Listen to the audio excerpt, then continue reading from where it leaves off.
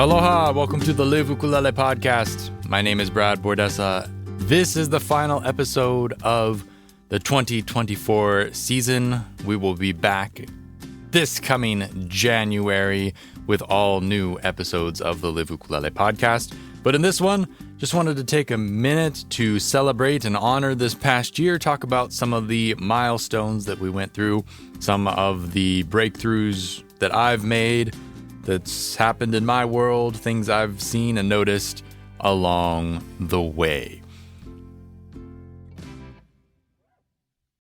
Let's jump right in, and I'll share about kind of the most challenging thing this year was definitely navigating the new AI-fueled internet landscape with the algorithms and search results and everything just going completely off the rails this year. It's been kind of a downward trend for like my site traffic, and I expect the site traffic for other folks just with the way the web is going and how it works and how people are interacting with it these days. But this year especially, I have noticed a drastic change in the ways that you can be visible. Like I post on Facebook. I'm back on Facebook personally now, just so I have a way to, blast out to friends different things and like, hey, I'm looking for a couch, or, here's a new song I released. Haha, aren't we funny? And that used to be like what Facebook was great for. But even posting personal things on a personal Facebook page, there's like zero traction and nobody sees it. You don't get any responses because everything's just filled up with memes because that's what the algorithm is prioritizing. And so that is only true. That is even more true on the larger scale when you're trying to do business stuff. Like, here's a new lesson that I created, or here's a new video that I created. Really, really difficult. In my experience, I'm not a social media whiz. I don't care. I really just hate the whole thing. I'm there because it's good for business. But getting like anything noticed at all, it doesn't feel like you're ever making consistent progress. Like you expect, like, oh, I'm going to post some things once a week, twice a week, 3 times a week. Maybe I'll get 1 or 2 new followers per week who find my stuff and decide to follow. But there's like, since I started my Facebook page, it had an initial growth spurt, and now there is nothing at all. It's just stopped. And that's super discouraging because you put time into these kind of other aspects of webmastering because it's good for business. People say, you got to be on social media. How are people going to find you? And my experience is the people aren't finding me anyways, because even though you're sharing things, it's really just everything is getting heavily, heavily suppressed by the algorithms, and it's just hard. It's just hard. That's all there is to it. And I try to not make it discouraging or to take it as discouraging because I realize that's completely outside of my control, and that if I'm putting out good content that is true to me and what I want to share, I'm still doing my work on my side.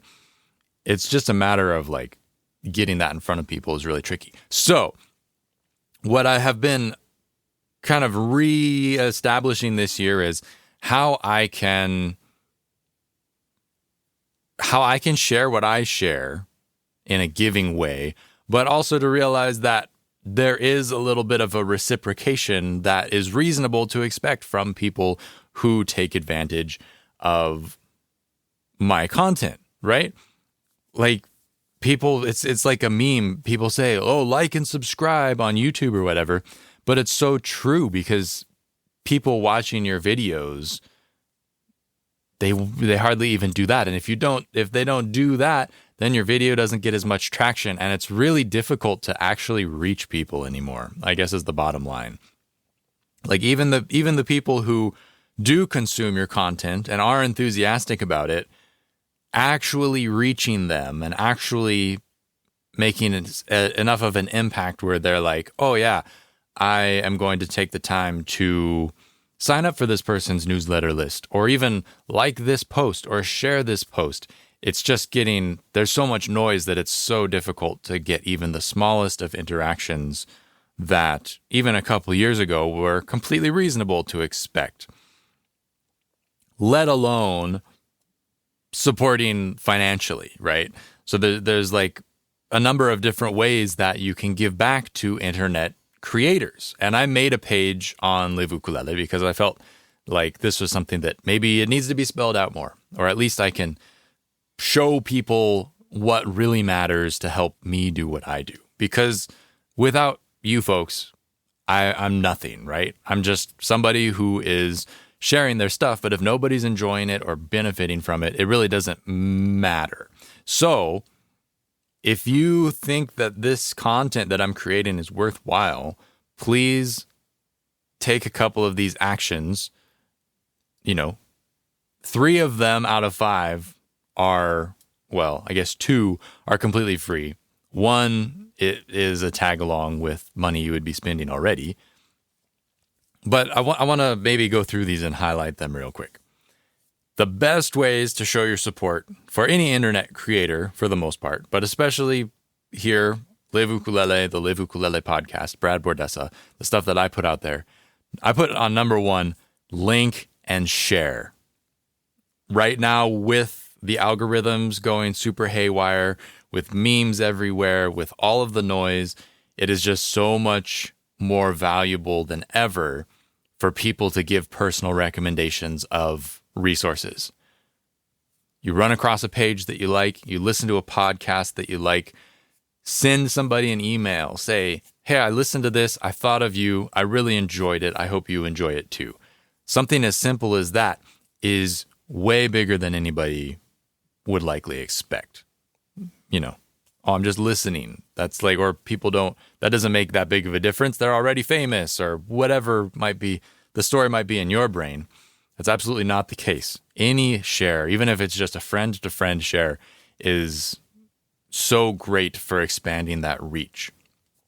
Because, if you share it with one person, they share it with another person, it creates this snowball effect that really does end up being a huge impact over time.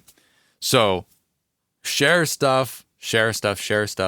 And if you have a website or a Facebook group or something, post links.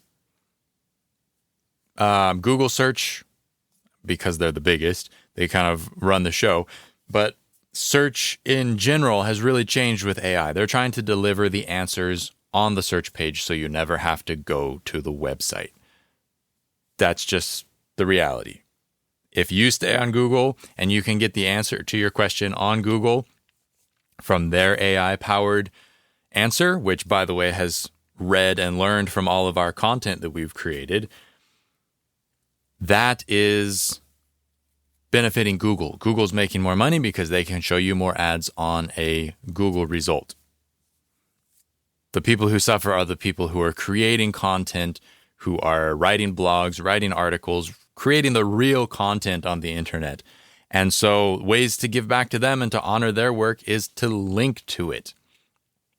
If you see a cool post somewhere that is, in the public domain on a website or in a public Facebook post or something, anything valuable, truly valuable, that's not just garbage, share it, link it, post it in your favorite forum or ukulele group on Facebook, whatever it might be.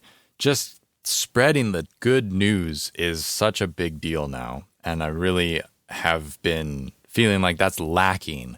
And I'm not sure how to tap into that. It might just be that we're all completely cooked and there's no brain cells left. We're overwhelmed by all the bad news and everybody just has time in their little ukulele world to strum some chords and enjoy playing. And that's all they have bandwidth for. And that's fine. I understand, I got whacked by COVID too. It's a lot.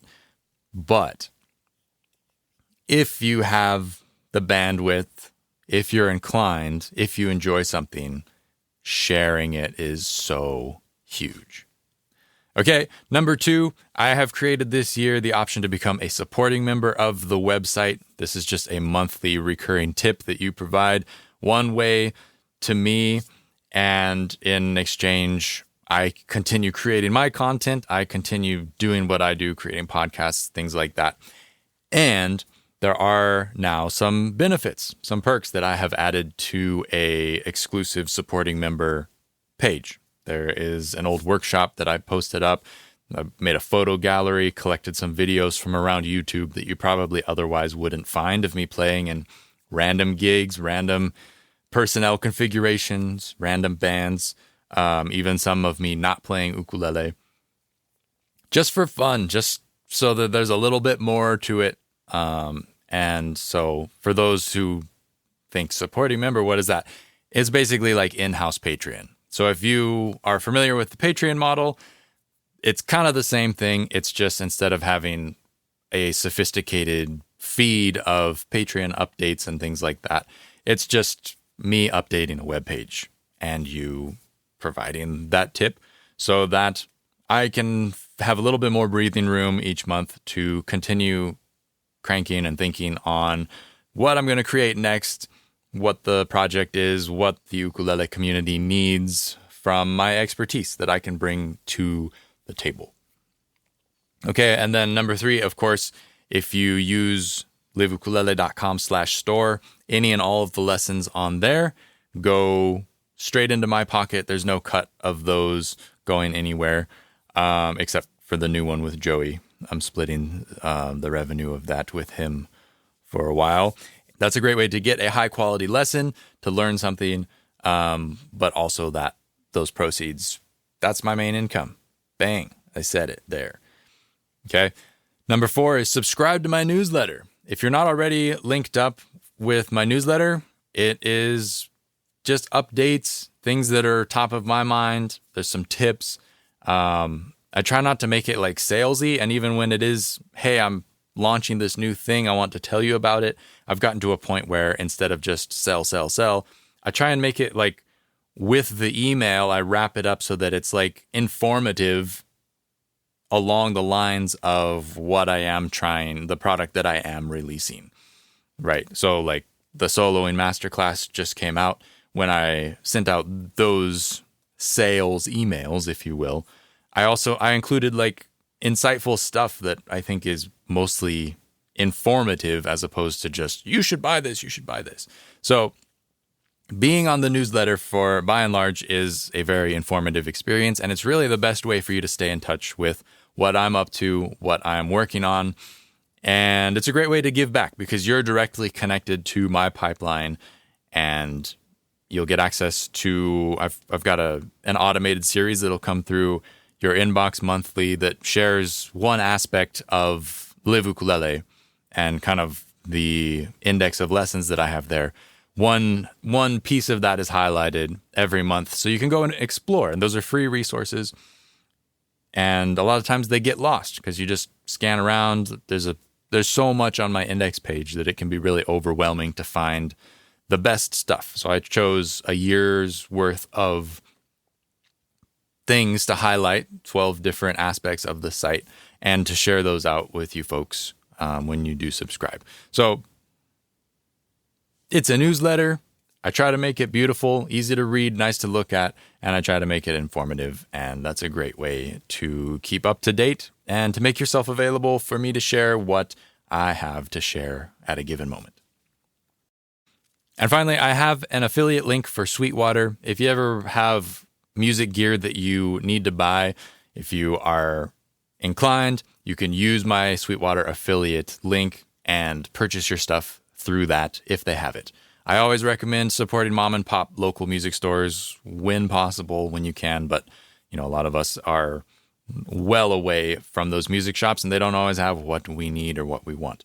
So Sweetwater is a good place to shop. I've done a lot of my shopping there over the past number of years, and I get a little cut of that affiliate sale if you do buy something. It doesn't cost any extra, but it's like 4% or something that comes my way from whatever the sticker price is of what you buy. Okay, so supporting your favorite ukulele content creator is good. What else do we have? Well, 2024 was an interesting year because a lot of things changed. A lot of things moved around. And it was tricky. There have been a lot of times this year where I've been like, I don't know what to do. I don't know what the people need, or I feel like I know what folks need.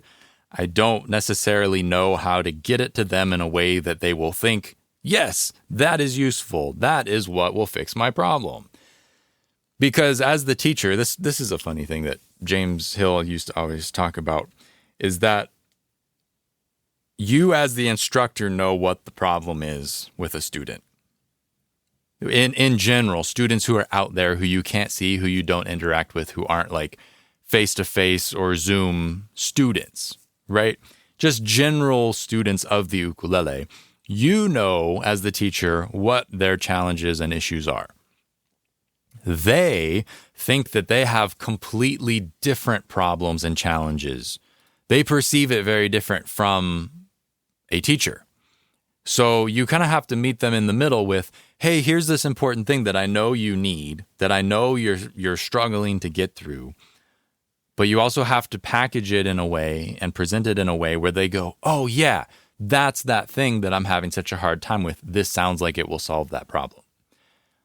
So it's been really tricky. And, you know, once again, going back to the noise thing, there's so much going on in our internet worlds that a lot of us just tend to tune out and shut it all off and not see those messages. But for the people who are receptive, how do you reach them and create something that is A, useful, and B, will meet them where they're at? And that I've had the hardest time this year figuring out what that is, because I've made a lot of content already. I've covered a lot of the things, and I've brought many of the concepts to the table that I've always thought were most important as a musician. And so if you're not familiar with my lessons, go check out liveukulele.com/store, see what I've got there, because there's a lot. There's not much that I'm missing in kind of the foundational cornerstones of what you need as an ukulele player to succeed. One of the biggest content refreshes that I did this year was to rework my easy ukulele songs page, which for a long time was just a list. It had some videos and stuff, but I turned it into more of like a database. It's not searchable, unfortunately. That's a lot of code that's kind of over my head that I wouldn't know how to implement. But I turned it into a table so you can see more quickly and precisely what the song is, how many chords it has, who it is by, and then where you can get a sheet for that song and link out to a sheet that is, the most accurate or simple or useful. It has a ton of songs. There's somewhere around 200 on there at this point. I started working on it, and I kept adding and finding more and more songs as I kind of figured out where to look and what to look at. But it's set up so that it's kind of by the level of difficulty of how many chords are in the song. So you can quickly look and see which tunes are going to be the most tricky to play and which ones are the easiest to play, and then you can go get a song sheet for those. So that was a big refresh. It didn't really, for a long time, that was the biggest page on the website as far as bringing people in from Google. I was hoping that a big giant refresh like that would make it more appealing, but that never really panned out. So if you like it, share it on your website, share it on Facebook. That's kind of a cool rework and expansion of something that has been, I feel, kind of lacking. I need a simple song to teach XYZ. And bang, you should be able to find something on this page, no problem.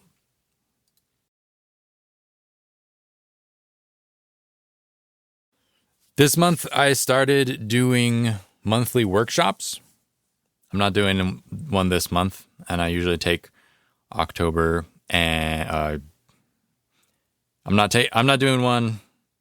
I'm not doing one this month, and I'm taking November and December off from, regularly created content.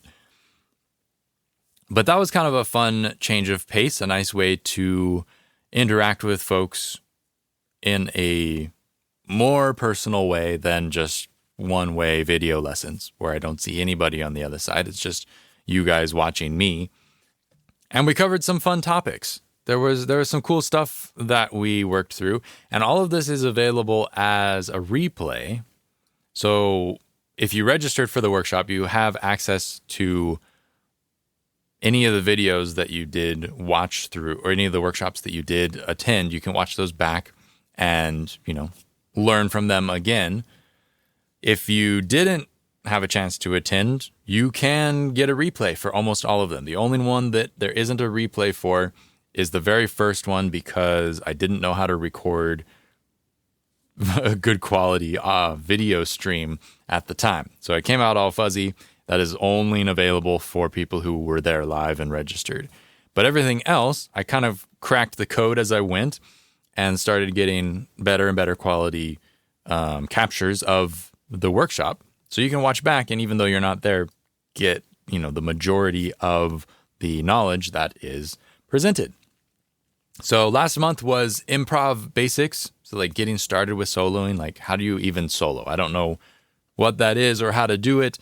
Where would I even begin to start choosing some notes to create a little composition on the fly? We talked about that.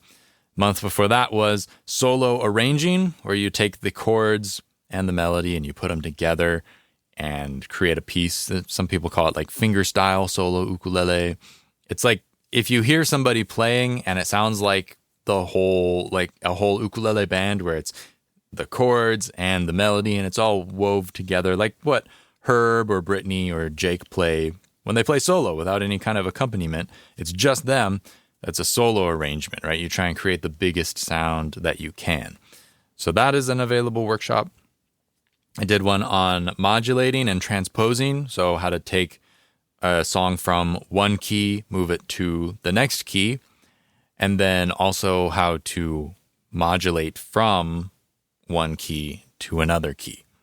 So that's a really important concept that, if you do a lot of jamming or you go to ukulele groups, transposing is a big deal, because sometimes people will say, oh, but let's play it in the key of F. And if the sheet is written in the key of C, you transpose to know what the chords are going to be from C to F as you make that switch. So that's a really important thing.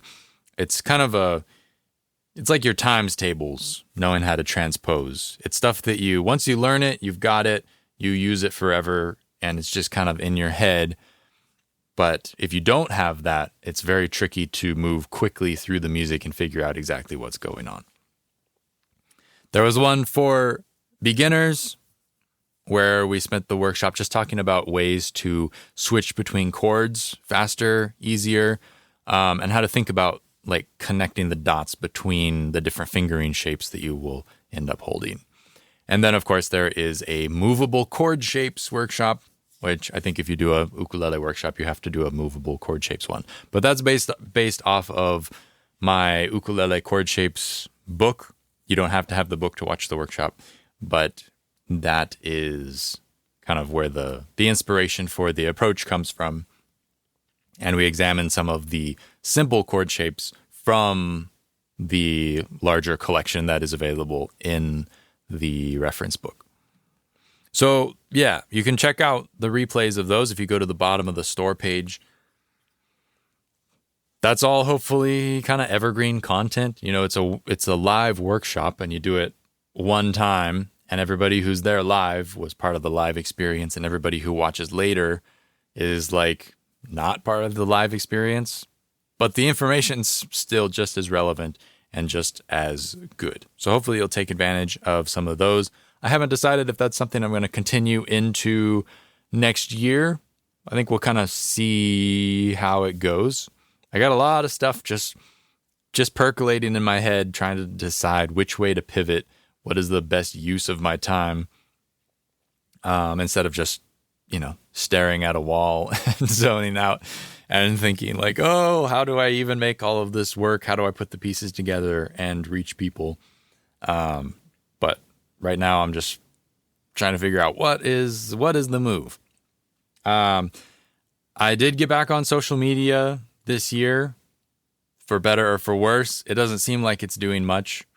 I did start a TikTok this month, maybe end of September. Because that's where a ton of people are. I know they're talking about banning it because they steal your information, but all that information's out there anyways. So I thought, what the heck, we'll try it out. And it seems like the growth is a little bit more linear. It's not as like, boom, you have a ton of followers, but it's consistent. Like I've been putting up maybe 3 or 4 videos a week kind of thing. Actually, when I'm up at my partner's place, I'll go like find a nice corner and sit and just share some quick tidbit thoughts that are top of mind about ukulele. And I'll just record those on my phone and post those up over the week to Instagram, Facebook, and to TikTok. And I'm seeing steady growth, which is a lot more encouraging than just like, oh, boom, you got a bunch of followers and then you're completely suppressed by the algorithm. So if you're on TikTok, look me up, Brad Bordessa Official, and give a follow and see what we can get up to there. And of course, on Instagram, at Brad Bordessa, I think, and then Facebook is Live Ukulele with Brad Bordessa. But really, the best place to catch me is on the website. That is the most authentic and kind of slow web way to see what I'm about. If you go to liveukulele.com. If you're not already, please subscribe to the podcast. There were a number of really awesome guests this year who I interviewed and had a really nice time talking with. We started the season off with Brittany Paiva, moved along to Craig Chi and Sarah Mizell. Talked to my friend Hualalai Keuhuloa, who is very much an underground musician here in Waimea/Hamakua, but is a super good friend of mine and a fascinating guy to listen to. 4-string boy, Sammy Turton, super sweet guy. We had never talked before, but really enjoyed talking story and getting to know him. And then we moved kind of into Slack Key workshop season. I went to Uncle George's workshop and got a couple of interviews there. One with Uncle Kevin Brown, which I absolutely loved. One of my favorites ever. Just hearing Uncle Kevin tell his stories and share in his just sweet, soft, in that way. Just so old Hawaii. So old Hawaii. It was a real treat to sit down with him. Then talk to Brian, of course, who is just always awesome. I love Brian so much. And then Uncle Kimo, I also talked to at the workshop. And then finally, talked to my band. That was just a couple episodes ago. And that was super fun because we talked about kind of ensemble playing and how we work together and be musical in a group to create the best listening experience for our fans and audience. But yeah, there's always something going on here on the podcast. So be sure to subscribe wherever you get your podcasts, wherever you prefer to get your podcasts. As for next year, I'm not too sure what I'll be up to. I have been in touch with Raiatea Helm, who I really hope I can get an interview with. It sounds like that's going to happen. She was very open to it, enthusiastic about it. And to me, that's the pinnacle. I don't know if the Live Ukulele podcast can get any better than Raiatea Helm. That'll be a super treat and a privilege. And I'm looking forward to that. Stay tuned. We'll see what happens. I think she's in Japan right now. But when she gets back, she said we could do an interview. But I'll be thinking of people to talk to. I'm also thinking about highlighting older episodes that people maybe have missed, a newer generation, a new wave of listeners to the Live Ukulele podcast, kind of bring back some of those older episodes that are just as interesting and just as useful, but don't get as many listens anymore because they're further back in the list. As far as content goes, I think the best and most useful thing that I could provide to the community at this point is to create what I believe we are lacking in a full pedagogy from mostly revolving around the intermediate level. Not necessarily a method. There's lots of methods where people present, play this song, now play this song, now learn this skill, now play this song. There's a lot of that. But what I would rather do is create a map that people can fill in themselves, where it's basically just, it's like I would love to do it as a flow chart, but I have not found software that would make it kind of possible. I haven't found anything that does it elegantly or well. If you can think of anything, please let me know. But basically, I'm here. I have these skills. What do I work on next? Where do I go? Because that is really the big question that I get asked all the time. I'm sure everybody who teaches ukulele or even doesn't teach ukulele gets asked all the time, what do I do from here? Where do I go? Because we're in an era where there's so much information available. There's so many ukulele websites. There's so many ukulele videos. There's so many ukulele TikToks. There's just tons and tons of content, but there's no cohesion of here's where you start, here's where you end. Somebody can put together a beginner ukulele course and they walk you through the basics of learning to play the ukulele on YouTube. That's great. That's fine. But I have yet to see anything that felt like that same sort of progression through the more intermediate stage where the bell curve ends up, where the most players are. There's more intermediate ukulele players than there are advanced ukulele players or even beginner ukulele players, because getting to the intermediate phase is easy. That's where the interest rides to mostly, and then you either go on to something else or you just don't put in enough time with it and you just kind of hover in that intermediate phase. That's great. But it means that there's a lot of people there who don't know how to best use the material that is available to them. And I would love to be able to create some sort of a resource that is basically, if this, then do this. If that, then do that. And just to kind of guide people and let them know, kind of let them feel like they have a place in the progress, in the journey. Because I think it's easy if you're not inclined to be a self-taught player, if that isn't your learning style, if you like to be told things, it can be very intimidating to just like, oh, well, this YouTube video said that this was the 10 best ways to strum the C chord. Now I can strum the C chord really good, but I don't know what to do with it, and I don't know what chord to learn next. Should I be learning chords? Should I be learning picking? I want to play solo arrangements, but I don't know how to do that. Connecting all those dots is really not the actual teaching of the thing, but the connecting of the dots seems like what is really lacking.